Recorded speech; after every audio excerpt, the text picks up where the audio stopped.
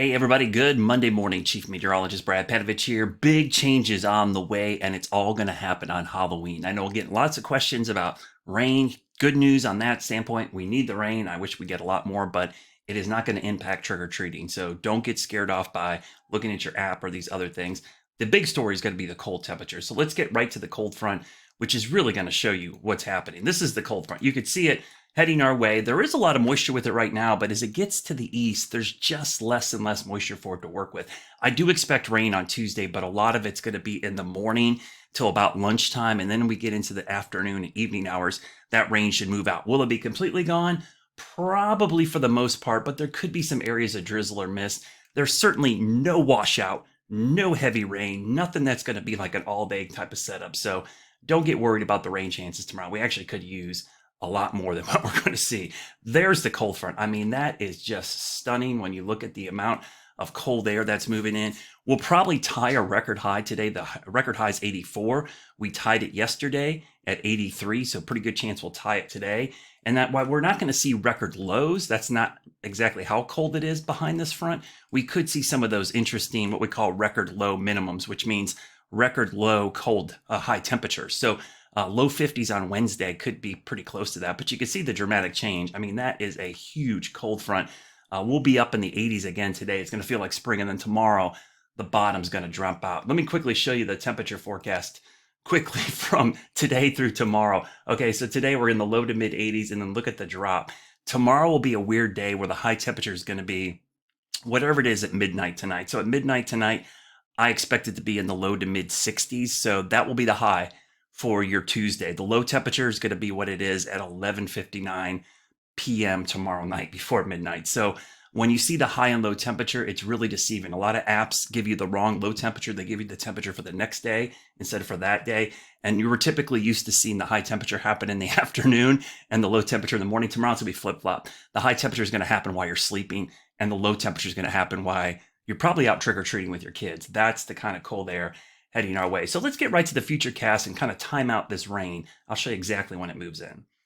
All right, so let's time out this rain for tomorrow. So clearly the cold front's coming in. It's going to arrive sometime after midnight into the early morning hours. So we'll go through today. Could even see some showers make it to the mountains this evening. So just a heads up for folks in the mountains. I wouldn't be surprised to see a few sprinkles or showers after dinner time tonight. But we get into the overnight hours. You can see some of the rain moving in. This is at 9 p.m. tonight. Again, look how scattered the rain is. It is pretty isolated. So even some rain before midnight tonight. We go into the wee hours of the morning. It does look like a secondary surge of moisture for when you wake up. So when you wake up on Halloween morning, you're going to see rain. Temperatures are going to be plummeting. It's going to be chilly. As we get into the middle of the day, we'll stop this right around 1 o'clock. You can kind of see the back edge is already starting to push through. And by the time we get to about 3 o'clock, the heavy stuff's already gone and the cold air is rushing in. So what's happening is cold, dry air is filtering in, even though the front is here. The mechanism for the rain is going to be some moisture trying to ride up and over the cool air. Remember, the cold air is really shallow, so it'll be a weird situation where the cold, shallow air comes in first, and then warm air is still trying to ride up and over it.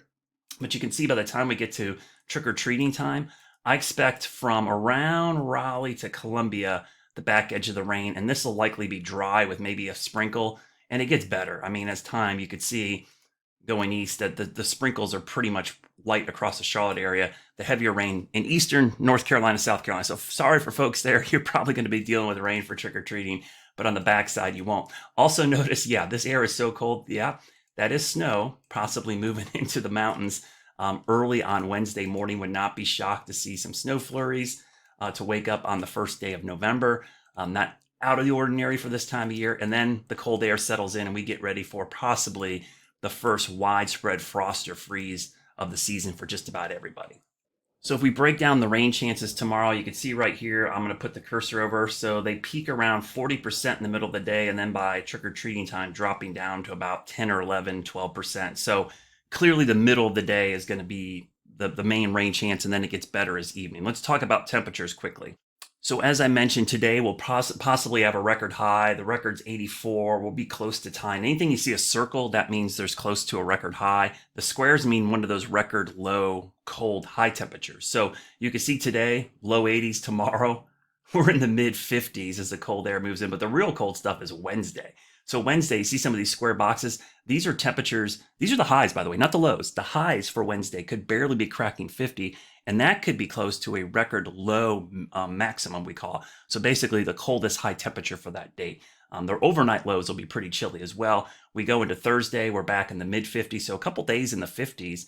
And then by the time we get to Friday, Saturday, Sunday, we're back in the 60s and 70s. So it's not all crazy cold. We are going to see a return to even a little bit above normal because the average high is now in the upper 60s, so low 70s. Let's talk about the low temperatures, though. I'm going to talk about those because the low temperatures, again, will be approaching probably a freezing mark in many areas, especially on Wednesday morning. So this is Wednesday morning. A couple spots could be close to record lows, but I do expect the first widespread freeze of the season for the Carolinas inland areas away from the coast on Wednesday and possibly again on Friday morning. So 2 mornings in a row, Thursday and Friday morning, where we're close to the freezing mark. That's close to our average first date, which is November 8th for Charlotte. So just be prepared. If you have the vegetable garden still going or those tender plants, this is the first real legit widespread freeze of the season. We'll likely see freeze warnings and watches issued at some point today or tomorrow for the middle of the week. So good news, we're going to see the rain out of here in time for trick-or-treating, but just prepare the kiddos now